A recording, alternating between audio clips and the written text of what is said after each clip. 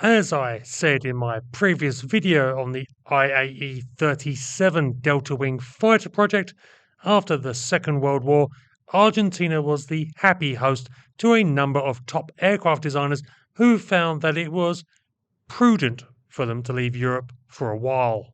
Amongst these was Reimar Horten, a creator of flying wing designs. Again, I give more on the backstory of his time in Argentina in that previous video, which I shall link to at the end of this one. But suffice to say, Horten was rather busy in the fledgling Argentine aircraft industry, including in one rather odd aircraft that actually got into the air.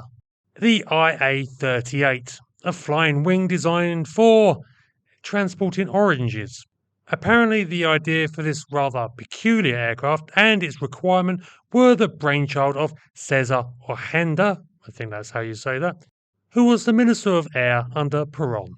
He apparently thought it would be nice to be able to ship fresh oranges that grew in western Argentina, an area with very poor road and rail links, to the markets of Buenos Aires and other large cities in the country.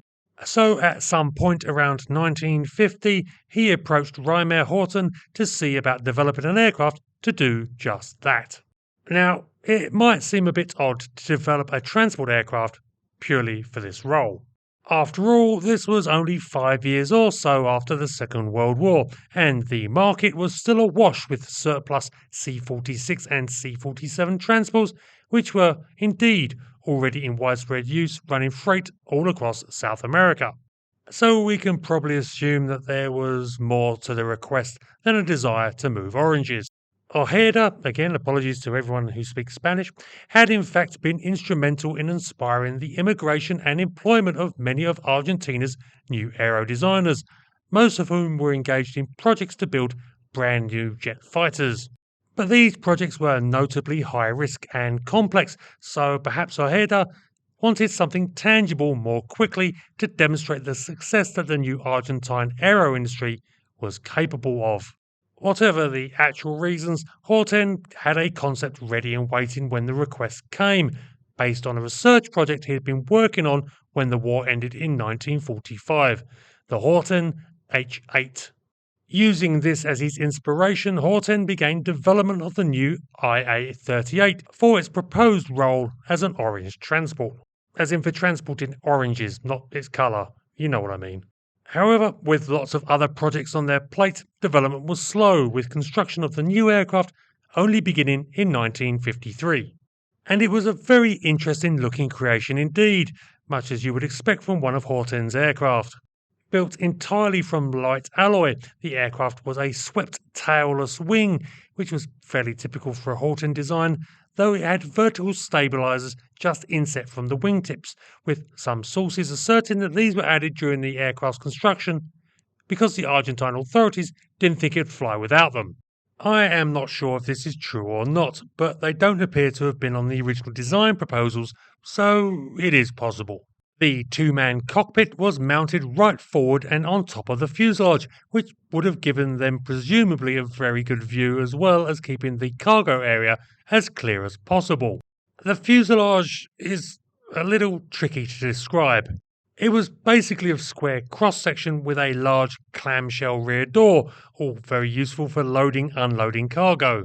In terms of the fuselage shape, it was kind of teardrop-shaped, if teardrops are also square, certainly streamlined and had considerable capacity, with the aircraft having a 30-metre cubed cargo hold which could carry just over 6 tons of, well, oranges. Naturally, if the aircraft was intended to both remove Argentine dependence on foreign aircraft and demonstrate the country's industrial capabilities, it needed to use an Argentine engine. This proved a stumbling point. Initially, the plan was to fit the IA-38 with 4 of the indigenous IA-19 9-cylinder radial engines that produced 750 horsepower each.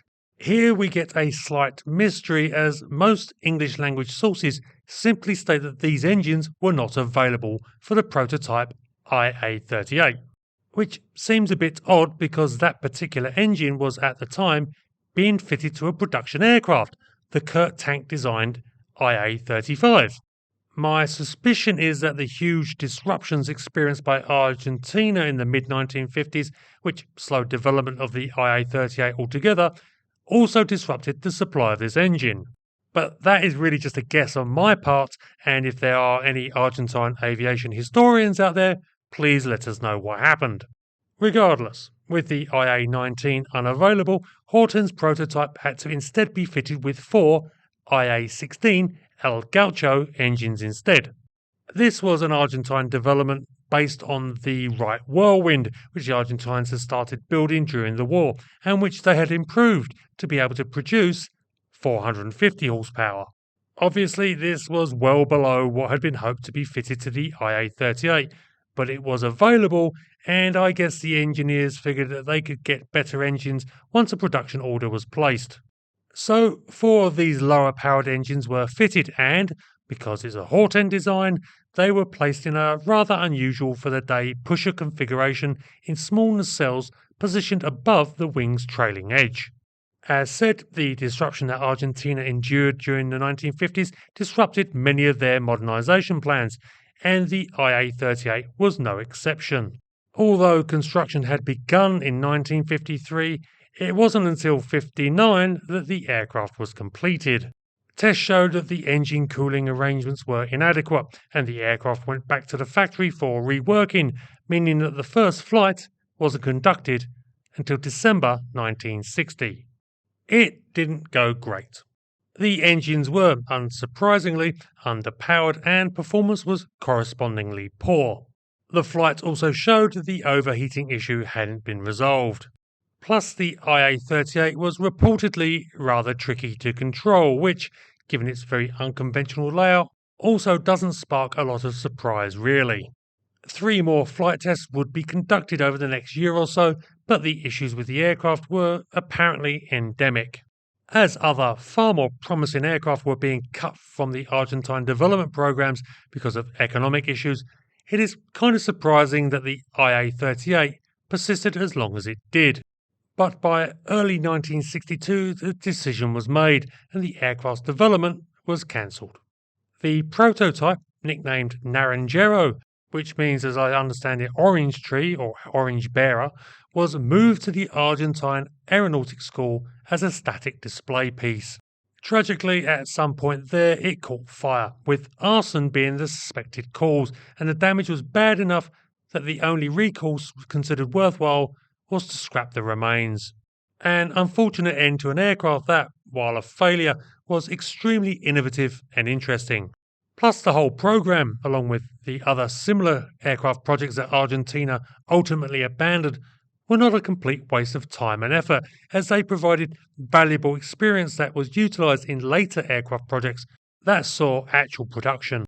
So, though the IA-38 was to prove another Horten project that ultimately went nowhere, it did leave its mark, though not enough of one to prevent it becoming yet another forgotten aircraft.